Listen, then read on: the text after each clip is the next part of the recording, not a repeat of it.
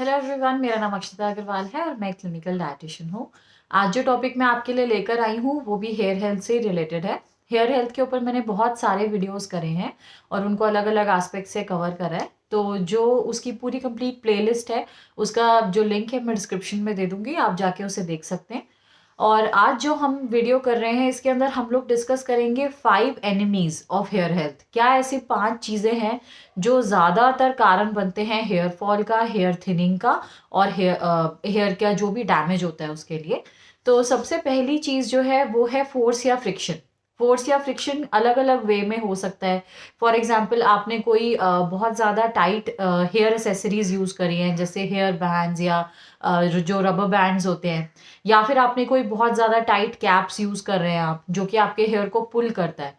तो जब भी कोई पुलिंग एक्शन होता है, चाहे वो हेयर एसेसरी से हो या फिर वो कैप से हो, तो क्या होता है कि जो हेयर फॉलिकल्स हैं वो डैमेज हो जाते हैं, जिसकी वजह से हेयर ब्रेकेज स्टार्ट हो जाती है और नए हेयर को ग्रो होने में भी डिफिकल्टी होती है।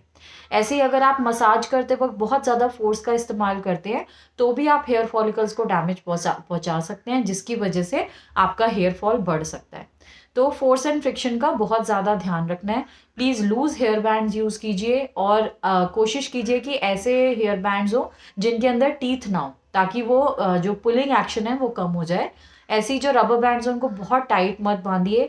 बहुत तरह के हेयर स्टाइल्स अगर आप करना पसंद करते हैं तो मेक श्योर कि जो हेयर स्टाइल आप कर रहे हैं उसमें जो भी आप हेयर को टाई करते हैं वो बहुत टाइट ना हो। और हर समय बाल को बांध के मत रखिए, थोड़े टाइम बालों को खुला छोड़ना ज़रूरी है। अगला इंपॉर्टेंट फैक्टर जो है, जो हेयर हेल्थ का एनिमी बनता है, वो है हीट। अब हीट हमारे हेयर को कई वेज में डैमेज कर सकती है। सबसे पहला तो हो सकता है कि हमारा सनलाइट का बहुत ज़्यादा एक्सपोजर है, यानी कि हम लोग बाहर ज़्यादा देर के लिए जा रहे हैं जिसमें डायरेक्ट सनलाइट हमारे हेयर पे पड़ रही है। तो ये जो हीट होती है ये भी जो फॉलिकल्स हैं इनको डैमेज कर देती है और जो हमारा स्कैल्प है उसको भी नुकसान पहुंचाती है, चाहे वो ड्राइनेस कॉज करके हो या over secretion of sebum cause करके हो। तो इसकी वजह से भी हेयर ब्रेकेज बहुत ज़्यादा बढ़ जाता है। दूसरा तरीका हो सकता है कि हम बहुत ज़्यादा, जैसे स्पेशली विंटर्स के दौरान हीटर्स के पास बैठते हैं या कोल के पास बैठते हैं, जो वुड को हम बर्न करते हैं उसके पास बैठते हैं। तो ये भी जो कांस्टेंट हीट है ये हमारी जो हेयर फॉलिकल्स है इसको डैमेज करता है, साथ ही साथ हमारी स्किन को ड्राई करता है, स्कैल्प को ड्राई करता है। तो इसी वजह से हेयर ब्रेकेज को ये इनकरेज करता है। या फिर हो सकता है कि आप कोई ऐसे हेयर ट्रीटमेंट्स कर रहे हैं, जैसे कि कई लोग हेयर स्ट्रेटनर का इस्तेमाल करते हैं, कई लोग ब्लो ड्रायर का इस्तेमाल करते हैं। तो उसमें भी जो हीट है अगर वो डेली आप यूज़ कर रहे हैं और उसका जो हीट का टेम्परेचर है वो भी ज़्यादा है, तो वो भी आपके हेयर को जो है ब्रिटल बना देता है और उसकी ब्रेकेज बढ़ा देता है। तो इसलिए हीट से भी आपको अपने बालों को बचा के रखना है। जब भी आप सन में निकले अपने हेयर को कवर करके निकले, अगर आप लंबे टाइम के लिए जा रहे हैं। हेयर ट्रीटमेंट्स को जैसे कि मैंने बताया, ब्लो ड्रायर है या फिर हेयर स्ट्रेटनर्स है, उनका जो यूज़ है वो डेली नहीं होना चाहिए और उनको मिनिमम आपने यूटिलाइज करना है। थर्ड, जो मैंने आपको बताया कि जो भी हीटर्स वगैरह है, या तो उनका टेम्परेचर आप उतना ज़्यादा हॉट मत रखिए या फिर उसका एक्सपोजर टाइम कम कर दीजिए। अगला जो एनिमी है वो हो सकता है केमिकल ट्रीटमेंट्स।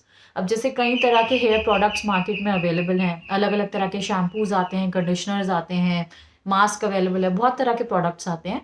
तो अगर आप ये जो प्रोडक्ट्स यूज़ कर रहे हैं ये हार्मफुल केमिकल्स के साथ हैं तो ये भी आपके हेयर को डैमेज कर सकते हैं। स्पेशली हेयर जेल्स वगैरह जो हैं, अगर डेली इस्तेमाल करते हैं और प्रॉपरली उसकी रिंजिंग नहीं होती है तो वो भी आपके हेयर को डैमेज कर सकता है। इसके अलावा जो लोग केमिकल ट्रीटमेंट्स कराते हैं हेयर के, जैसे कि स्ट्रेटनिंग हो सकती है, कलरिंग हो सकती है, पर्मिंग हो सकती है, जो भी अलग अलग तरह के ट्रीटमेंट्स कराते हैं, स्पेशली अगर वो ऐसी जगह से करा रहे हैं जहाँ पे जो केमिकल्स यूज़ हो रहे हैं वो बहुत हाई क्वालिटी के नहीं हो रहे, तो डैमेज बहुत सीवियर हो सकता है। तो जहाँ तक हो सके इसको मिनिमम रखिए और अवॉइड करने की कोशिश कीजिए। अगला जो रीज़न हो सकता है वो है स्ट्रेस। अब ये देखा गया है कि जो हेयर हेल्थ है और जो स्ट्रेस है वो बिल्कुल डायरेक्टली रिलेटेड है। जितना हाई स्ट्रेस होता है उतनी ही पुअर हेयर हेल्थ होती है। और इसका जो सिंपल रीज़न है वो है जो ब्लड सर्कुलेशन होती है। जब भी एक इंसान बहुत ज़्यादा स्ट्रेस में होता है तो ये जो ब्लड सर्कुलेशन है ये डाइवर्ट कर दी जाती है ज़्यादा इंपॉर्टेंट ऑर्गन्स को। तो जो कि हो गया हार्ट, किडनी, लिवर, जो कि ज़्यादा जिनको ज़रूरत है उस समय आपको स्ट्रेस से डील करवाने के लिए। तो इस समय डाइजेशन भी सफ़र करता है, आपके हेयर, आपके नेल्स, आपके जो दूसरे सेकेंडरी ऑर्गन्स हैं जिनको मतलब हमारी बॉडी के अकॉर्डिंग उस उस समय मतलब प्रायोरिटी बेसिस पे रिक्वायरमेंट नहीं है, ये सारे सेकेंडरी उस पे चले जाते हैं प्रायोरिटी पे। अब क्योंकि जो लोग बहुत लंबे टाइम तक स्ट्रेस में रहते हैं तो कभी भी उनको प्रॉपर ब्लड सर्कुलेशन अपने हेयर के लिए, नेल्स के लिए मिल ही नहीं पाता, और इसीलिए इन लोगों के अंदर हेयर फॉल बहुत कॉमन देखा गया है। हेयर की क्वालिटी पुअर होना, हेयर की थिनिंग होना, हेयर की ग्रेइंग होना बहुत कॉमनली एसोसिएटेड है स्ट्रेस के साथ। तो स्ट्रेस से रिलेटेड मैंने 2 डिटेल्ड वीडियोस करे हैं, मैं लिंक आपको यहाँ डिस्क्रिप्शन में दे देती हूँ, उसे आप जाकर देखिए। और इन ये जो प्रैक्टिसेस हैं, ये जो फूड्स हैं, इनको अपने लाइफस्टाइल में इनकॉर्पोरेट कीजिए ताकि जो आपका स्ट्रेस वाला पैरामीटर है उसे आप कंट्रोल कर सकें।